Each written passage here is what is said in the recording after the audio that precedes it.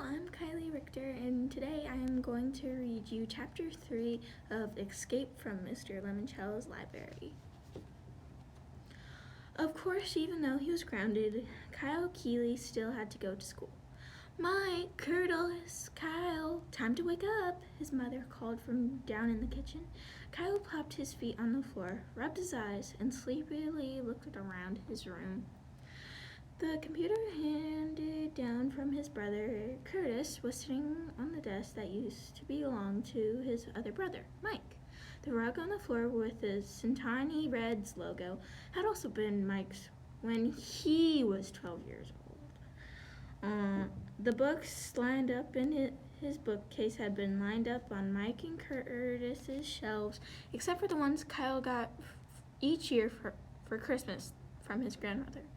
He still hadn't read last year's edition. Kyle wasn't big on books, unless they were an instruction manual or a hint guide to a video game.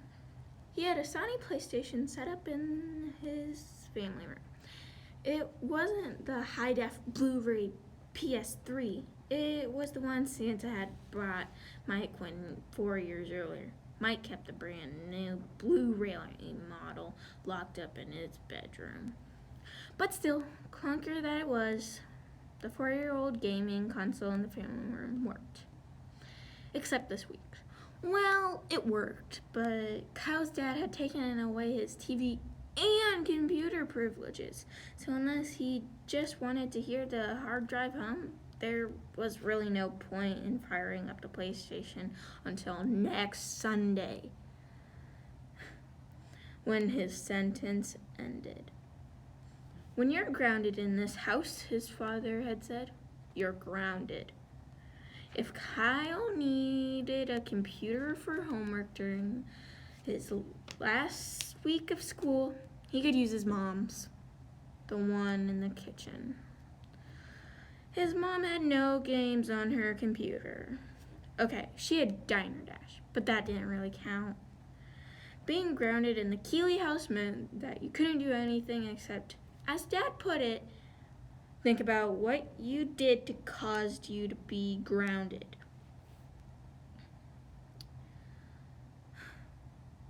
Kyle knew what he had done.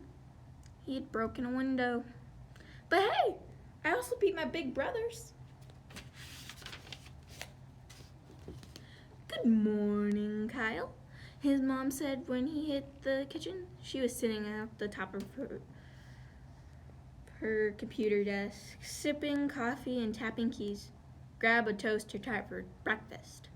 Curtis and Mike were already in the kitchen, chowing down on the last good of the toaster tarts, the frosted cupcake swirls. They'd left Kyle the unfrosted brown sugar cinnamon, the ones that tasted like the box they came in. "New library opens Friday, just in time for summer vacation," Kyle's mom mumbled, reading her computer screen. "Been 12 years since they tore down the old one. Listen to this, boys. Dr. Yan Zanko, the new public library's head librarian, promises that patrons will be surprised by what they find inside." "Really?" said Kyle, who has always liked a good surprise. "I wonder what they will have in there." Books maybe," said Mike. "It's a library, Kyle." "Still," said Curtis, "I can't wait to get my new library card." "Because you're a nerd," said Mike. "I prefer the term geek," said Curtis. "Well, I gotta go," said Kyle, grabbing his backpack. "Don't want to miss the bus." He hurried out the door. What Kyle really didn't want to miss were his friends. A lot of them had Sony PSPs and Nintendo 3DSs, loaded with lots and lots of games. Kyle fist bumped and knuckle-knocked his way up the bus aisle to his usual seat. Almost everybody wanted to say hey to him, except, of course, Sierra Russell. Like always, Sierra was also a 7th grader who was sitting in the back of the bus, her nose buried in a book. Probably one of those about the girls who lived in tiny homes on the prairie or something. Ever since her parents divorced and her dad moved out of town, Sierra Russell had been incredibly quiet and spent all of her free time reading. Nice shirt, said Akami, huge hugs, as Kyle slid into the seat beside her. Thanks, it used to be Mike's. Doesn't matter. It's still cool. Akami's mother was Asian, her dad Irish. She had very long jet black hair, extremely blue eyes, and a ton of freckles. What are you playing? Kyle asked, because Akami was frantically working the controllers on her PSP 3000. Squirrel Squad, said Akami. One of Mr. Lemoncello's best, said Kyle, who had the same game on his PlayStation. The one he couldn't play within a week. You need a hand? Nah. Watch out for the beehives. I know about the beehives, Kyle. I'm just saying. Yes! What? I cleared level 6. Finally. Awesome. Kyle did not mention that he was up to level 27. Akami was his best friend. Friends don't vote to friends.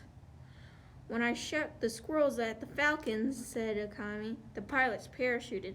If a squirrel bit the pilot in the butt, I got 50 points bonus.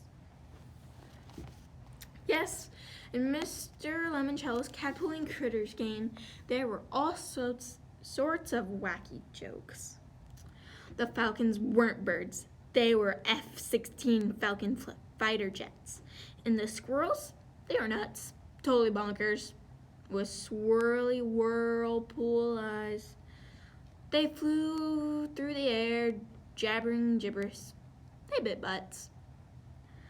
This was one of the main reasons why Kyle thought everything that came out of Mr. Lemoncello's imagination factory, board games, puzzles, video games, was amazingly awesome. For Mr. Lemoncello, a game wasn't a game if it wasn't a little goofy around the edges. So did you pick up the bonus code, asked Kyle. Huh? In the freeze frame there. Akami studied the screen. Turn it over. Akami did. See that number tucked into the corner? Type that in the next time the home screen asks you for your password. Why? What happens? You'll see. Akami slugged him in the arm. What? Well, don't be surprised if you start flinging flaming squirrels on level 7. Get out. Try it. You'll see. I will, this afternoon. So, did you write your extra credit essay? Huh? What essay? The one that's due today? About the new public library? Refresh my memory. Akami said, because the old library was torn down 12 years ago, the 12-year-olds who read the best essays on why I'm excited about the new public library will get to go to the library lock-in this Friday night. Huh? The winners will spend the night in the new library before anyone else gets to see the place. Is this like that movie, Night at the Museum, where will the books come alive and chase people around a chunk? No, there will probably be free movies and food and prizes and the best games. All of a sudden, Kyle was interested. And that's the end of chapter 3.